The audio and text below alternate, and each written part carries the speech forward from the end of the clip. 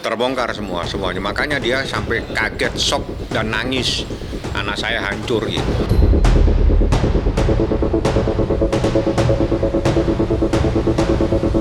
Tapi kalau yang Fadel saya belum mendapatkan informasi apakah itu dimaafkan atau tidak. Yang jelas belum dimaafkan.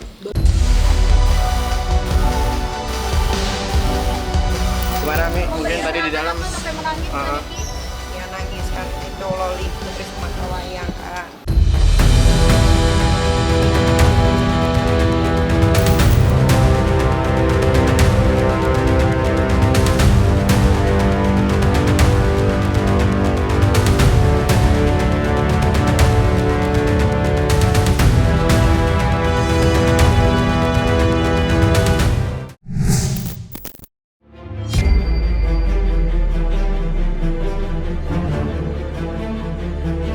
Nikita Mirzani tampak emosional saat hadir di persidangan sebagai saksi pelapor dalam kasus asusila dengan terdakwa Fadel Bajideh yang digelar di Pengadilan Negeri Jakarta Selatan, Rabu kemarin.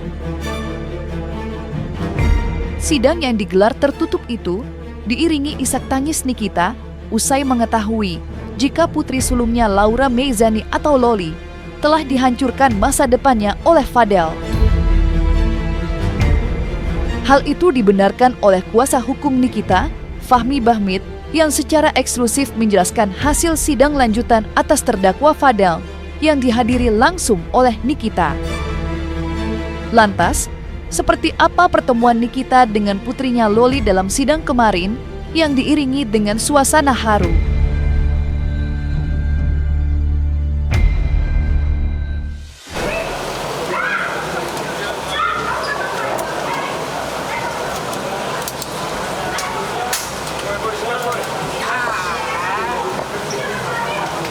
Orang banyak suara bagus sekarang.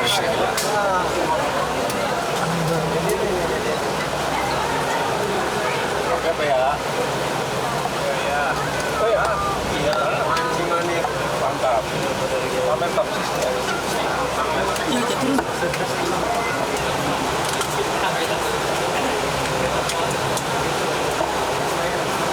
Habis baterai gue. Gimana Mi? Mungkin tadi di dalam sampai menangis ya nangis kan itu Loli Putri Sematawayang kan. Tapi alhamdulillah sudah Laura juga tadi sudah memberikan kesaksian.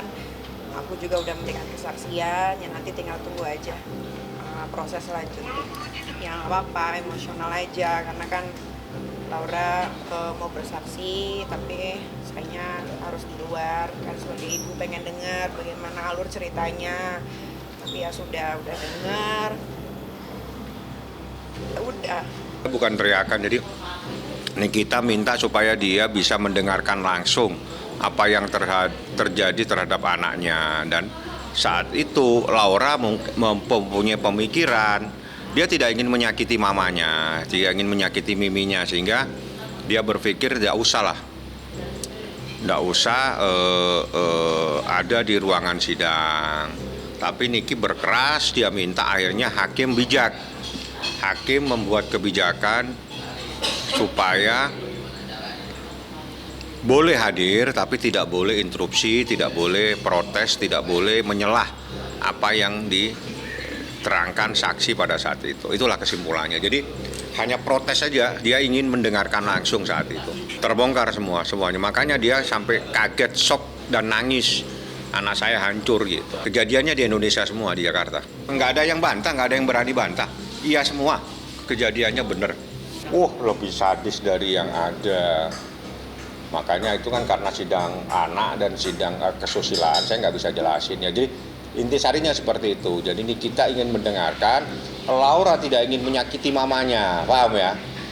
Jadi udahlah, nggak usah ada di ruangan supaya Mimi nggak usah dengerin. Tapi Niki nggak mau, saya mau tahu apa yang terjadi buat anak saya yang melahirkan anak saya. Ribut begitulah sama hakim, protes, saya nggak mau, saya mau tahu, saya mau dengar sendiri apa yang terjadi terhadap anak saya tidak mau cuma hanya cerita dari media sosial dan sebagainya. Disitulah terjadi perdebatan, Niki protes, akhirnya hakim ngambil kebijakan, majelis hakimnya sangat bijak, diizinkan saya dengan Nikita ada di ruangan, tapi dengan syarat tidak boleh protes, tidak boleh interupsi. Jadi kita dengerin sampai selesai, itu aja.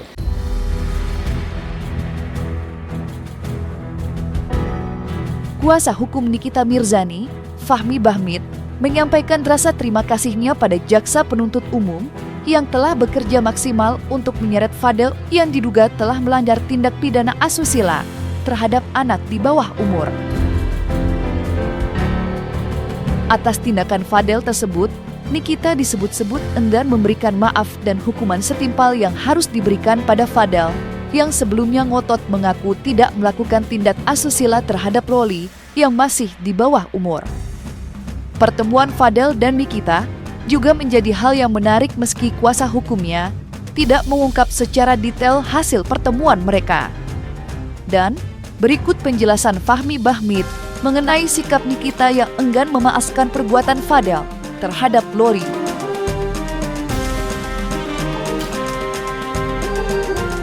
Tapi kalau yang Fadel saya belum mendapatkan informasi apakah itu dimaafkan atau tidak. Yang jelas belum dimaafkan. Proses berlanjut pemeriksaan saksi-saksi sekarang. Ya sudah, yang terjadi sudah terjadi. Ya gimana lah kalau jadi seorang ibu single parent. Ya begitulah rasanya. Dia nangis dan kaget, hancur anak saya gitu loh. Itu aja, sangat hancur. Jadi secara hancur lebur lah bahasanya ya. Jadi dia nggak akan bisa memaafkan pada saat itu. Setelah itu saya nggak ngikuti karena Niki minta, abang biar Laura nggak terlalu abang bawa pulang aja Laura. Jadi saya langsung bawa pulang, saya bawa kembali. Ya Nikita minta dihukum seberat-beratnya, itu aja. Makanya kemarin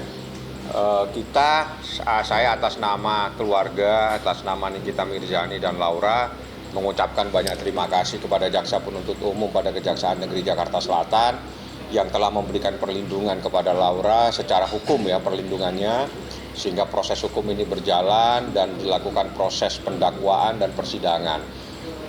Terima kasih banyak lah sama para jaksa-jaksa yang ada di Kejaksaan Negeri Jakarta Selatan yang menangani perkara anak yang berhadapan dengan hukum yang bernama Laura Mezani Mawardi. Jadi terima kasih Pak Jaksa Penuntut Umum pada Kejaksaan Negeri Jakarta Selatan. Tapi intinya tadi saya juga tanya ke kuasa hukum juga belum bisa jelasin semua. Paling mungkin dijelasin nanti mungkin kita ada pertemuan atau rapat mungkin di hari kedepannya ya. Tapi yang jelas tadi Kak Oya dan tim bilang semuanya berjalan dengan lancar, baik-baik aja. Alhamdulillah. Akhir-akhir ini, Nikita sedang disibukkan dengan agenda persidangan. Tidak hanya hadir di persidangan putrinya, tetapi juga kasus yang dihadapinya sendiri usai perseteruannya dengan Reza Gladys berujung pelaporan. Ya, konflik antara Nikita dengan Reza Gladys berujung penahanan. Nikita bahkan didakwa dengan pasal pencemaran nama baik. Namun yang menarik, dalam eksepsinya, Nikita tak kuasa menahan tangis atas apa yang dialaminya selama ini. Dan seperti inilah kesedihan Nikita saat membacakan surat pembelaannya. Majelis Hakim yang mulia, bahwa saya sampaikan juga eksepsi ini dikhususkan untuk ketiga anak saya.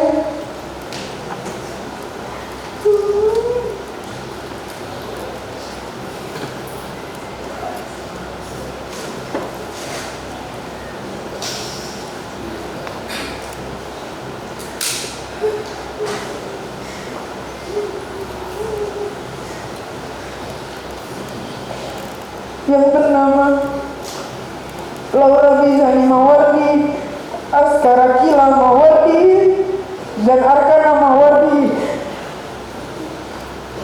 bahwa percayalah nak, Ami bukan seorang pelaku teroris, Amimu bukanlah pelaku pembunuhan, Amimu juga bukan gembong narkoba dan menyiksa batin saya. Teruntuk ketiga anakku, Ami kangen.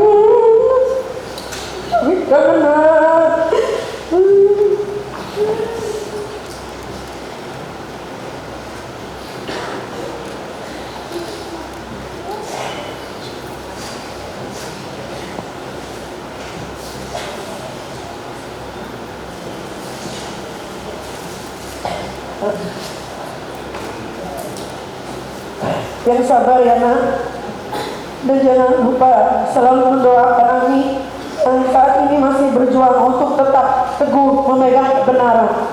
Ami juga sangat yakin kebenaran bisa disalahkan tetapi tidak bisa dikalahkan. Pasti tak lama lagi Allah Subhanahu wa Ta'ala yang Maha segalanya akan segera mengungkap semua hak yang benar dan semua yang batil.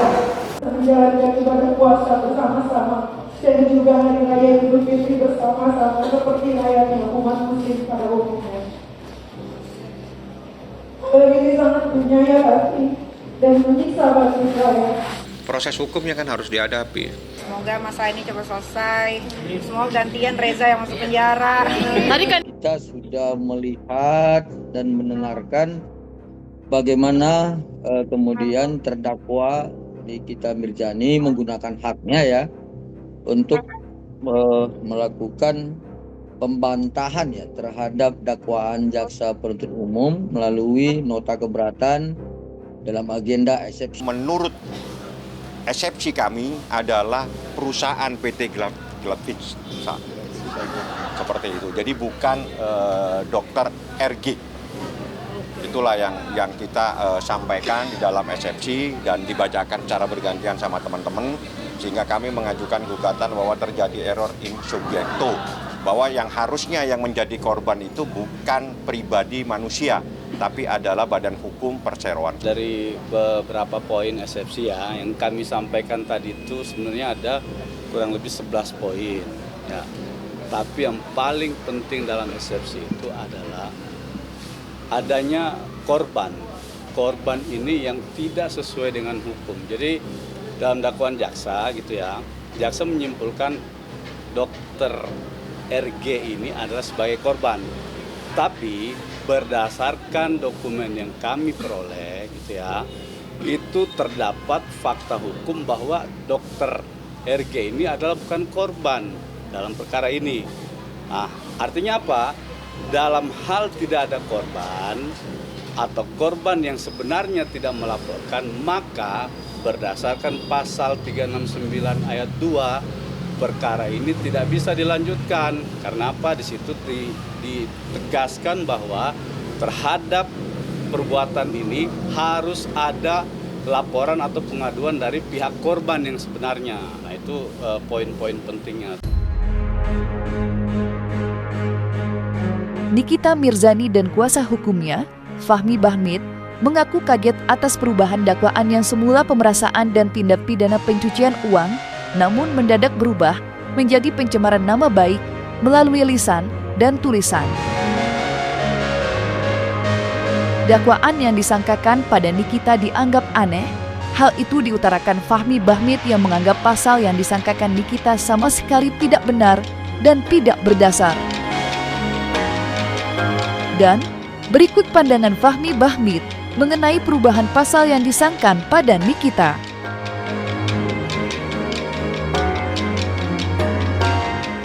Bukan kecurangan, banyak perubahan terhadap, salah satunya adalah pergantian pasal itu aja, bukan kecurangan itu. Adalah pergantian pasal. Pergantian pasal boleh selama pasalnya bukan delik aduan. Ya memang, kan dakwaannya udah dari pasal 368 menjadi 369. Kan dirubah, pasal 368 itu pemerasan, pasal 369 itu adalah pencemaran dengan tulisan dan lisan. Seperti itu, beda jauh. Saya juga coba membaca secara baik. Saya baca melalui yang saya terima data, ya tetap setelah saya tutup HP saya buka lagi, tetap aja pasalnya tidak berubah-berubah, masih tetap aja itu pencemaran melalui lisan dan tulisan. Jadi nggak ada pasal pemerasan. Ya kalau memang ada sebuah badan tidak mampu memberikan perlindungan kepada rakyat, ya ngapain lagi?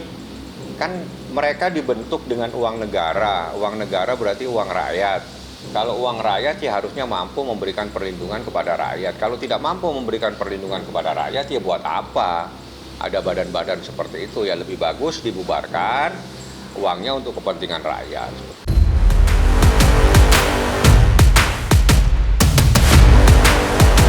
Nah, selesai sudah, Cumi Lovers. Jangan lupa untuk like, subscribe, dan juga share channel YouTube Cumi Cumi.